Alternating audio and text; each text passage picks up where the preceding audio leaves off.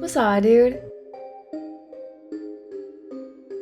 Hello everybody, welcome back to my YouTube channel. So if you're kind of hearing like an odd kind of whirring noise in the background, that's just my humidifier. I finally had to like plug it in again because my nose has been like in so much pain because of how dry it is out there, and I don't normally like this winter, I guess I just haven't been having it on as much because I have so many electronics like around my room and I couldn't find a good spot for it without getting all my stuff wet. So my windowsill is I think where it's going to be. So if I don't know if my mic is picking up that sound, but if it is, that is what it's from. Like my nose has been bleeding so bad lately, and the thing is like I know when my nose starts bleeding. I can feel like it's like I have a permanent like crack in my nose and I can feel it break open and like start to bleed. So it's really not fun, but it's just for the winter, so I can live with it. That's probably way more than you guys even care to know. Anyways, today's story is very interesting, so let's just jump right into it. Ryan Grantham, 24 years old, was in the show Riverdale as well as the movie Diary of a Wimpy Kid.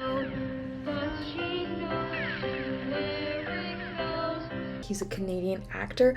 Honestly, those are two of like his biggest roles that he's had. Other than that, he's been like pretty low key, and considering he's only 24, I mean those are huge show and movie to be on. I couldn't like find an IMDb really about him or like a Wikipedia page that had much information about like his childhood or anything, so I don't know, that's kind of all the info I have on him. So unfortunately, yeah.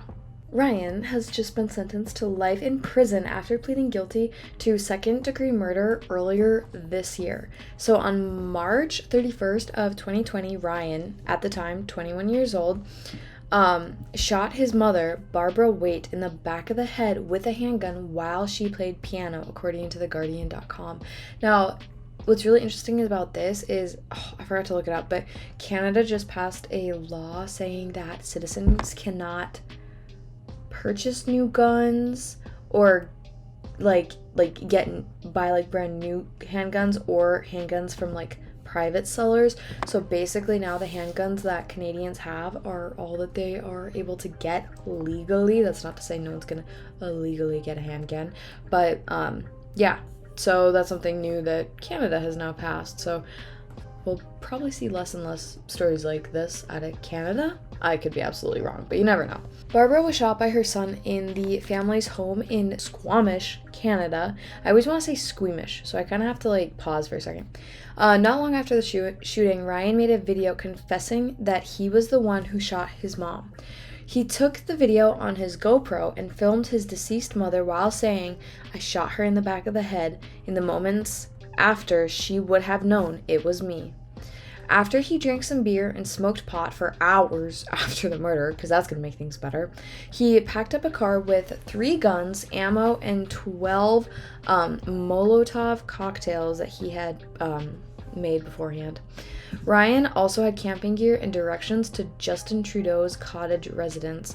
He told authorities that he had planned on attempting to kill Justin Trudeau, which is Canada's prime minister. I know a lot of people know that, but if you don't, that's who he is, and that's why he's like significant in this story. And possibly even carrying out a mass shooting at a local university, but he ultimately decided against it. And after driving for about 200 kilometers, which is roughly 124.3 miles, east of the town of Hope, Ryan ended up turning around and driving to the Vancouver police station, where he walked in and told the officer, "I killed my mother." The reason he gave police as to why he killed his mother was that he would be sparing her from having to deal with the aftermath of his like canceled plans to kill Trudeau and attempt a mass shooting at the university. The sentencing on Wednesday was mainly to determine when he could apply for parole. The judge decided that Ryan has to serve 14 years before he could even apply for parole. That's not like before he could go on parole. It's before he could just apply for it. So Ryan has been in prison since April 1st of 2020 and has had 2 court-appointed okay, this is one of those words when I look at it, I can't say it. Psychiatrists assess him. I'm sorry. I don't know why I'm like that. Like I said, if I look at a word sometimes, like written out, I can't pronounce it, but when I look away, I can. Make it make sense. Anyways, according to his attorney, like Ryan's attorney, Chris Johnson, Ryan has some serious mental health issues. The psychiatrists agreed that at the time of this horrendous event, he was suffering from a major depressive disorder and a cannabis use disorder, among other things. That's what he told the Hollywood Reporter. Yeah, if the dude was like under the influence of alcohol as well as pot, yeah, I'd say, I mean, he wasn't really in the right state of mind. I don't know.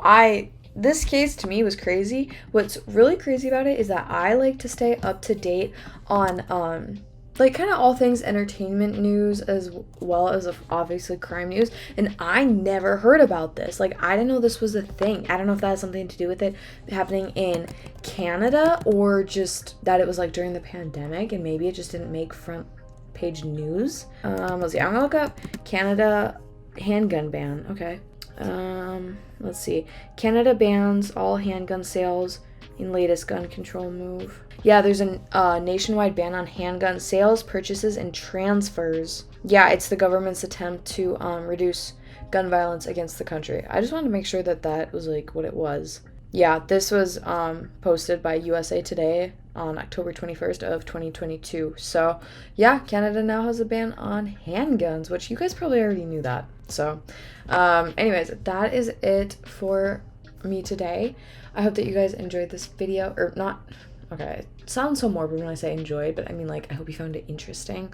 If you did, please be sure to give it a thumbs up as well as subscribe to my channel because I post new crime videos every morning at 7 a.m. That's why sometimes they're a little bit longer, sometimes they're not as long, but I'm trying to keep up on like crimes that are going on right now that just maybe aren't making as big of like headlines.